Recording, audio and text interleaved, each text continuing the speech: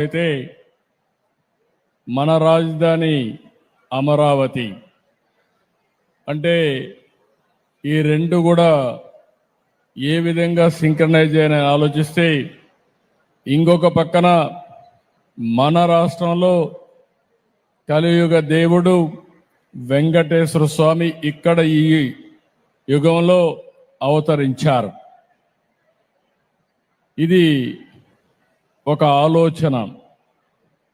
ఈరోజు మీరు చూస్తే 2019లో ఆలయాన్ని నిర్మించాలని ఒక సంకల్పం చేసి పేరు పెట్టినప్పుడే వెంకటేశ్వర స్వామి కూడా నాకు ఆ సంకల్పాన్ని ఇచ్చాడు, అమరావతి పేరు పెట్టాలని. అందుకే పేరు పెట్టాం.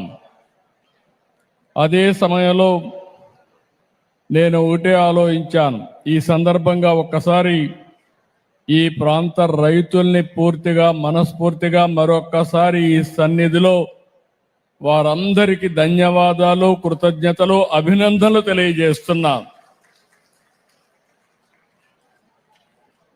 ఎప్పుడైనా ఒక పవిత్రమైన కార్యక్రమాన్ని సంకల్పించే ఆ పవిత్రమైన సంకల్పానికి కూడా ప్రజలు సహకరించాలి. ఇక్కడుండే రైతాంగం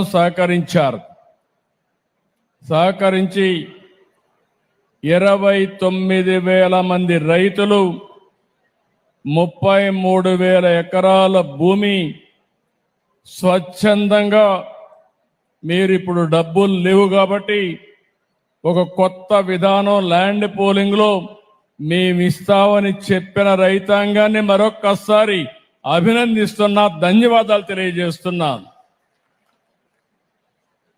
దానిపైనే ఆ సంకల్పం కూడా మీ అందరిలో వెంకటేశ్వర స్వామి కల్పించాడని నేను మనస్ఫూర్తిగా నమ్ముతున్నాను.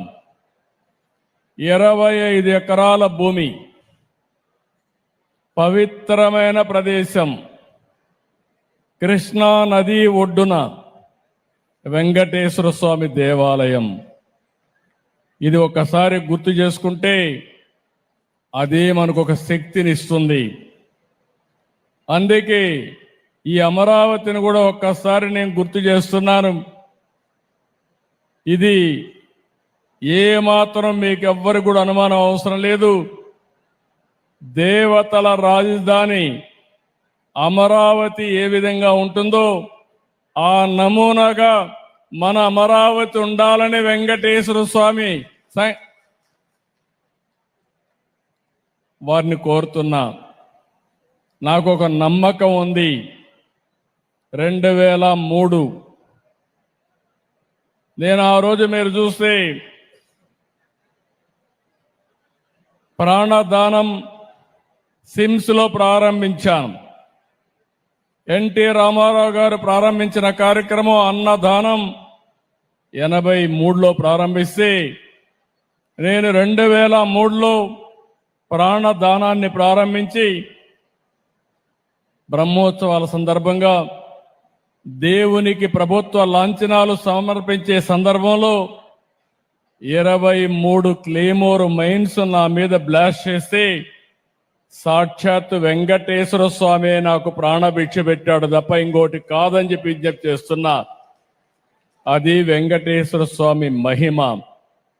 నేను చిన్నప్పుడు కూడా మా కుటుంబం కానీ చిన్నప్పటి నుంచి మా ఇంటి దైవం వెంకటేశ్వర స్వామి. మా ఇంటి నుంచి చూస్తే మంగాపురం నుంచి ఆ సైడ్ చూస్తే వెంకటేశ్వర స్వామి నామాలు కనపడొస్తాయి. ఆయన్ని చూస్తూ బతికాం. ఆయన పాద పద్మాల చింతన అనునిత్యం తరించాం, ముందుకెళ్ళాం. అందుకే నేను ఎప్పుడు కూడా వెంకటేశ్వర స్వామికి గాని అప్రతిష్ట పాలొచ్చే ఏ పని చెయ్యను, ఎవరిని చెయ్యనియనని మరొక్కసారి మీ అందరికీ విజ్ఞప్తి చేస్తున్నా. కలియుగ దేవుడు అనుకున్నప్పుడు, ఆ దేవుడి సన్నిధిలో మనం ఉన్నప్పుడు ఒక పవిత్రత ఉండాలి, ఒక పరిశుభ్రత ఉండాలి, స్వచ్ఛమైన ఆలోచనలు ఉండాలి. అప్పుడే దేవుడికి నిజమైనటువంటి భక్తితో మనం పనిచేసే పరిస్థితి వస్తుందని చెప్పి కూడా నేను మీకు తెలియజేస్తున్నా. అందుకే మీరందరూ ఒక్కసారి ఆలోచిస్తే నేను ఎప్పుడు పోయినా వెంగ